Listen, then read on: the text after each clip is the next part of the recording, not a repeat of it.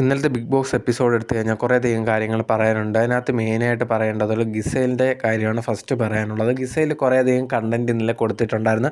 മെയിനായിട്ട് കോമഡി ആയിട്ട് പോയൊരു സംഭവമാണ്.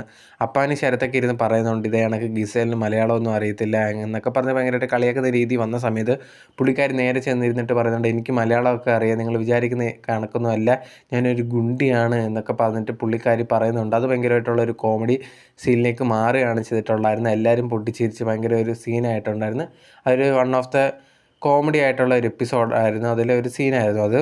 പിന്നെ മെയിനായിട്ടുള്ള ഒരു കാര്യം എന്ന് പറഞ്ഞത് കഴിഞ്ഞ ദിവസം ഇതേ കണക്ക് ഷാനവാസ് ഗിസേലിനെ നോമിനേറ്റ് ചെയ്ത സമയത്ത് പറയുന്നുണ്ടായിരുന്നു ഡ്രസ്സിങ് അത്ര ശരിയല്ല, കേരളത്തിലുള്ള ഓഡിയൻസിന് ഇഷ്ടപ്പെടത്തില്ല എന്നൊക്കെ പറഞ്ഞിട്ടായിരുന്നു വോട്ട് ചെയ്തിട്ടുണ്ടായിരുന്നത് പുള്ളിക്കാരിക്കെതിരെ. ഇന്നലെ ഗിസേലിൻ്റെ അടുത്ത് എന്നെ ഇതേ കണക്ക് എന്ന് സംസാരിക്കുകയുണ്ടായി. ഇതേ കണക്കുള്ള ഡ്രസ്സിങ്ങൊന്നും നമുക്ക് കേരളത്തിലൊന്നും അത്ര ശരിയാവത്തില്ല എന്ന് പറഞ്ഞ് പുള്ളിക്കാരി അടുത്ത് നേരെ ചെന്ന് സംസാരിക്കുകയൊക്കെ ചെയ്തിട്ടുണ്ടായിരുന്നു. അത് എനിക്ക് കണ്ടപ്പോഴും ഒരുമാതിരി വല്ലാത്ത കണക്ക് തോന്നിയിട്ടുണ്ടായിരുന്നു. അത് ഓരോരുത്തരുടെ ഇഷ്ടമാണ് ഡ്രസ്സിങ് ഒക്കെ എങ്ങനെയാണെന്ന്. എനിക്ക് പുള്ളിക്കാരി ഇട്ടതിൽ വലിയ മോശമായിട്ടൊന്നും തോന്നിയിട്ടില്ല. എന്തായാലും ഷാനവാസ് നേരെ ചെന്ന് അത് സംസാരിക്കുകയുണ്ടായിരുന്നു. അതിൽ കുറേയധികം പേര് ആദില നൂറയൊക്കെ അതിനെപ്പറ്റിയൊക്കെ രാത്രി ഇരുന്ന് സംസാരിക്കുന്നുണ്ടായിരുന്നു, ഇങ്ങനെയൊക്കെ സംസാരിച്ചാൽ ശരിയായില്ല എന്നുള്ളൊരു കാര്യം. പിന്നെ രണ്ടാമത് മെയിനായിട്ട് നടന്നിട്ടുള്ള അനുമോളും അതുപോലെ തന്നെ ഷാനവാസും തമ്മിലുള്ള ഒരു പ്രശ്നമാണ്.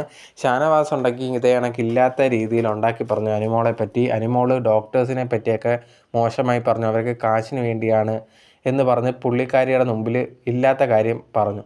ഇത് കേട്ട അനുമോൾ ഞാൻ അങ്ങനെയൊന്നും പറഞ്ഞിട്ടില്ല, ചുമ്മാതാന്ന് പറഞ്ഞിട്ട് അങ്ങനെ ഒരു കരച്ചിലൊക്കെ വന്നിട്ടുണ്ടായിരുന്നു. നാടകമാണോ റിയലാണോ എന്നൊന്നും അറിയത്തില്ല. കുറേയധികം പേര് നാടകമാണെന്ന് പറയുന്നു. പക്ഷേ അനുമോൾ പറഞ്ഞൊരു കാര്യം, ഇത് വെളിയിൽ നിൽക്കുന്ന ഡോക്ടേഴ്സ് കേട്ട് കഴിഞ്ഞാൽ അത് അവർക്ക് ഭയങ്കരമായിട്ടുള്ള പ്രശ്നം, അവരെനിക്കെതിരെ തിരിയും, ഞാൻ അങ്ങനെയൊന്നും പറഞ്ഞിട്ടില്ല എന്നുള്ളൊരു കാര്യം പറഞ്ഞ് അനുമോൾ ഭയങ്കരമായിട്ട് കൂട്ടക്കരച്ചിലായിരുന്നു.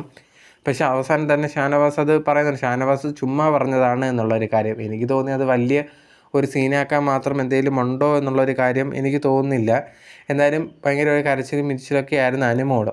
പിന്നെ വേറൊരു കാര്യം അനീഷിൻ്റെ കാര്യം. അനീഷ് ഇടയ്ക്കിടയ്ക്ക് എന്തെങ്കിലുമൊക്കെ പ്രശ്നത്തിൽ ഇങ്ങനെ ഉണ്ടാക്കാനൊക്കെ ശ്രമിക്കുന്നുണ്ട്. അത് രാവിലത്തെ തന്നെ ഗുഡ് മോർണിംഗ് ആണെങ്കിലും പുള്ളിക്കാരനുണ്ടെങ്കിൽ സുപ്രഭാതം എന്നൊക്കെ പറഞ്ഞൊരു ഗുഡ് മോർണിംഗ് അല്ലേ സുപ്രഭാതം എന്നൊക്കെ പറഞ്ഞ് ഞാൻ അങ്ങനെ പറയത്തുള്ളൂ എന്ന് പറഞ്ഞ് അങ്ങനെ ഒരു ചെറിയൊരു സീൻ അതിനകത്ത് നടന്നിട്ടുണ്ടായിരുന്നു. പിന്നെ അതുപോലെ തന്നെ പണിപ്പൂർ അവിടെ ടാസ്ക് ഉണ്ടായിരുന്നു, ഈ ഒരു ദിവസം സാധനങ്ങളൊക്കെ എടുക്കുന്നതിൻ്റെ. അതിന് വേണ്ടി പോയത് ആദില നൂറയും അക്ബർ ഖാനുമാണ്. അകത്ത് കയറി സാധനങ്ങൾ എടുക്കുന്ന ആ ഒരു സമയത്ത് തന്നെ ഈ ഒരു ടൈമർ അവസാനിക്കുക, അവർക്കൊന്നും എടുക്കാതെ വെളി വരേണ്ടി വന്നു.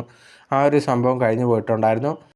പിന്നെ ഇടയ്ക്ക് വെച്ച് ചായയുടെ ഒരു ചെറിയ ഇഷ്യൂ ഒക്കെ ഉണ്ടായിരുന്നു. അവൾ ഇട്ട ചായ ഞാൻ കുടിക്കത്തില്ല, അത് എനിക്ക് ഇഷ്ടമല്ലെന്നൊക്കെ പറഞ്ഞിട്ട് അങ്ങനെ ചെറിയൊരു അടിയും കാര്യങ്ങളൊക്കെ നടന്നിട്ടുണ്ടായിരുന്നു. ഇതിൻ്റെ ഇടയിൽ ബിന്നി കിടന്നുറങ്ങി, പട്ടി വരച്ചു, അങ്ങനത്തെ ഒരു ചെറുതായിട്ട് അങ്ങനെ ബിന്നിയുടെ ഒരു സീനെങ്കിലും കാണാൻ പറ്റിയിട്ടുണ്ടായിരുന്നു. പിന്നെ മെയിനായിട്ട് നടന്നത് രേണു സുധീൻ നെവിനും തമ്മിലുള്ള ഒരു ഇഷ്യൂ ആണ്. ഇതേ കണക്ക് രേണു സുധി എടുത്ത് പറയുന്നുണ്ടായിരുന്നു നെവിൻ ഞാൻ തൻ്റെ മോന്ത ഉരയ്ക്കുമോ എന്നുള്ളൊരു കാര്യം. അത് ഭയങ്കരമായിട്ടുള്ള രീതിയിൽ കത്തിക്കയറി അവർ തമ്മിൽ അങ്ങോട്ടും ഇങ്ങോട്ടും വഴക്കായി, എനിക്കൊന്ന് ചെയ്ത് നോക്കണമെന്നൊക്കെ പറഞ്ഞിട്ട് അങ്ങനെ ഒരു ചെറിയ വഴക്കൊക്കെ ആയിട്ടുണ്ടായിരുന്നു. പക്ഷേ അത് കുറച്ച് ആ ഒരു സംസാരം കഴിഞ്ഞിട്ട് അതേ കണക്ക് നിന്ന് പോയി. പക്ഷേ രേണു സുധി ആക്റ്റീവ് ആവുന്നുണ്ടോ എന്ന് ചോദിച്ചാൽ ആക്റ്റീവ് ആവുന്നുണ്ട്, ഭയങ്കരമായിട്ടുണ്ടോ എന്ന് ചോദിച്ചാൽ അതില്ല. എനിക്ക് തോന്നുന്നു പ്ലാനിങ് ഒക്കെ ആണെന്ന് തോന്നുന്നു.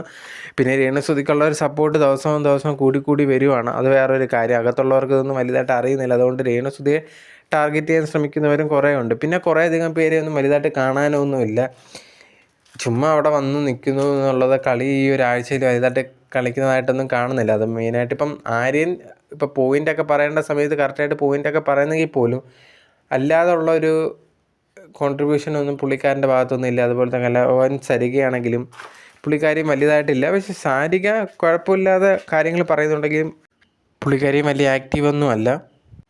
സോ എല്ലാം ഏകദേശം ഞാൻ പറഞ്ഞു എന്നാണ് എനിക്ക് തോന്നുന്നത്. നിങ്ങൾക്ക് ഇന്നലത്തെ ബിഗ് ബോസിൽ ആ ഒരു എപ്പിസോഡിൽ നിങ്ങൾക്ക് ഏറ്റവും ഇഷ്ടപ്പെട്ട എപ്പിസോഡ്, അല്ലെങ്കിൽ ഞാൻ പറയാൻ വിട്ടുപോയെന്ന് നിങ്ങൾ തോന്നുന്ന എന്തെങ്കിലും കാര്യങ്ങളുണ്ടെങ്കിൽ അത് കമൻറ്റ് ബോക്സിൽ മറക്കാതെ കമൻറ്റായിട്ട് രേഖപ്പെടുത്തുക.